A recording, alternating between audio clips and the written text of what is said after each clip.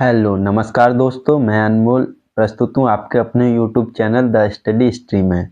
तो कल हमने पढ़ा था कि जैसे कि हम लोगों ने कल पढ़ा था, कल का टॉपिक था हमारा यूरोपीय देशों द्वारा नवीन जलीय मार्गों की खोज क्योंकि कुछ महत्वपूर्ण कारणों की वजह से जलीय मार्गों की खोज की गई थी यूरोपियों द्वारा।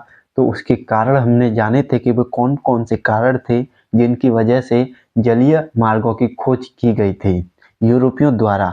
क्योंकि भारत का जो स्थलीय मार्ग था कुस्तुतुनिया पर अरबों का अधिकार हो गया था, जिसकी वजह से यूरोपीय लोग अपने आप को व्यापार में एक बहुत बड़ी समस्या का सामना कर रहे थे या करना पड़ रहा था।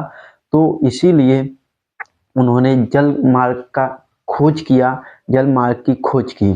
तो आज हम पढ़ेंगे कि यूरोपियों द्वारा नई भौगोलिक खोजें, ऐसी कौन सी भौगोलिक खोजें थी जो यूरोपियों द्वारा की गई थी।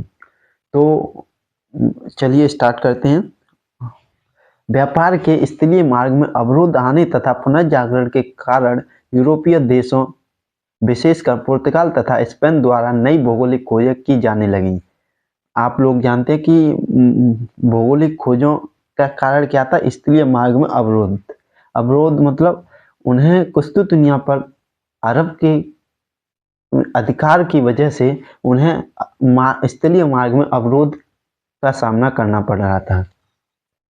तो पुनर्जागरण के कारण यूरोपीय देशों, विशेषकर पुर्तगाल तथा स्पेन द्वारा नई भौगोलिक खोजें की जाने लगी ताकि व्यापार को पुनः प्रारंभ किया जा सके। ठीक है।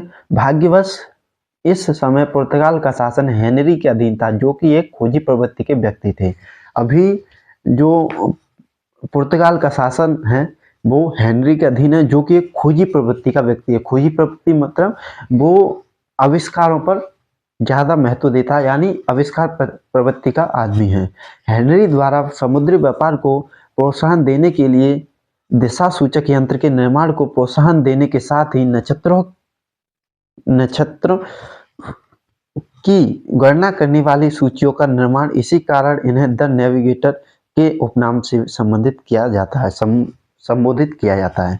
देखिए, हेनरी द्वारा समुद्री व्यापार को प्रोत्साहन देने के लिए दिशा सूचक यंत्र के निर्माण को प्रोत्साहन देने के साथ ही नक्षत्रों की गणना करने वाली सूचियों का निर्माण, मतलब इन्होंने जो दिशा सूचक यंत्र है उसका भी निर्माण करवाया, उसको भी प्रोत्साहन दिया। साथ ही इन्होंने नक्षत्रों की गणना करने के लिए भी सूचियों का निर्माण करवाया। इसीलिए इन्हें ऐसी ही प्रवृत्ति के कारण इन्हें द नेविगेटर के उपनाम से भी संबोधित किया।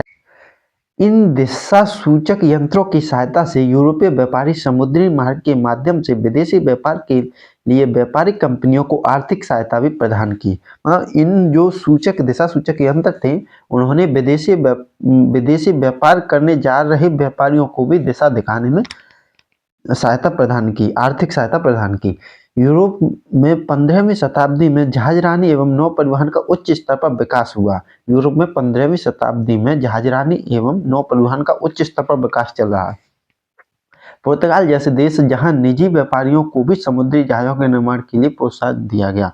जो देखिए, अभी जो अन्य देश हैं यूरोप के, वो सिर्फ व्यापारियों को बोल रहे हैं कि वो जहाजरानी और नौ परिवहन को बढ़ाने की गुजारिश कर रहे हैं वो सबसे।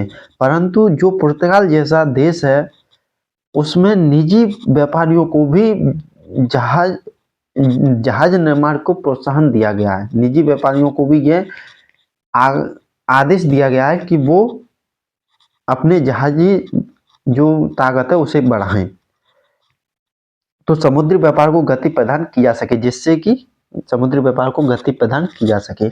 इस प्रकार नौ परिवहन के विकास ने भी पूर्वी देशों के साथ साथ यूरोपीय देशों के समुद्री संपर्क को बढ़ाने का मार्ग प्रशस्त किया। ठीक है। तो मतलब इस प्रकार नौ परिवहन के विकास ने भी पूर्वी देशों के साथ यूरोपीय देशों के समुद्री संपर्क को बढ़ाने के लिए मार्ग प्रशस्त किया। ये सिंपल सी बात है, आप समझ सकते हैं कि किस प्रकार जलीय मार्ग ने जो पूर्वी देश हैं, मतलब भारत और एशिया के जो देश हैं, उनके साथ जो पश्चिमी देश यानी कि यूरोप के किस प्रकार संपर्क स्थापित किए हैं जलीय मार्ग ने। इससे आप लोग समझ सकते हैं कि ये बहुत ही आसानी से उन्होंने संपर्क स्थापित कर लिए थे, क्योंकि जलीय मार्ग से कम खर्चा आता था उनका, और यहाँ पर जो कि यूरोप वालों का पूरा आधिपत्य भी हो चुका था, क्योंकि उन्होंने जलीय मार्ग बहुत से खोज निकाले थे। ठीक है, तो यहाँ कुछ जलीय मार्ग के रास्ते, यानी जलीय मार्गों के रास्ते से कौन से देश, कौन से खोजकर्ता ने खोजे, ये दिया गया है। तो देखते हैं खोजकर्ता और देश। पुर्तगाल का वास्को डी गामा, जो कि 1498 में भारत में आया था, उसने भारत को खोजा। वहीं स्पेन का कोलंबस, जो कि जिसने कि अमेरिका की खोज की 1492 में। हाँ, एक और बात बता दूं आपको कि जो स्पेन का कोलंबस था वो भारत की खोज के लिए निकला था, परंतु वो उल्टी दिशा में चला गया था, विपरीत दिशा में चला गया था, जिसकी वजह से वो अमेरिका पहुंच गया था। और अमेरिका जब वो पहुंचा था तो उसने वहाँ के लोगों को भारतीय समझा था, इसीलिए उसने कोलंबस ने वहाँ के लोगों को काले भारतीय नाम दिया था। ठीक है, ब्रिटेन का कैप्टन कुक, जो कि ऑस्ट्रेलिया पहुंच गया था। और हॉलैंड का तस्मान, जिसने वान डीमस लैंड अर्थात तस्मानिया तथा न्यूजीलैंड की खोज की थी। ठीक है, और यूरोपियन के भारत के आगमन का उद्देश्य, ये टॉपिक जो हमारा है इस चैप्टर का, उसे हम कल अध्ययन करेंगे। आज के लिए इतना ही। इसी के साथ धन्यवाद दोस्तों, और मैं आशा करता हूँ आप मेरे यूट्यूब चैनल को सब्सक्राइब करोगे, बेल आइकन को भी दबाओगे, वीडियो को लाइक करोगे, शेयर करोगे, कमेंट करोगे। मैं आपका बहुत ही आभारी रहूँगा, और मेरे उत्साह को बढ़ाए रखने के लिए बने रहिए मेरे साथ। मैं आपका भाई अनमोल। धन्यवाद।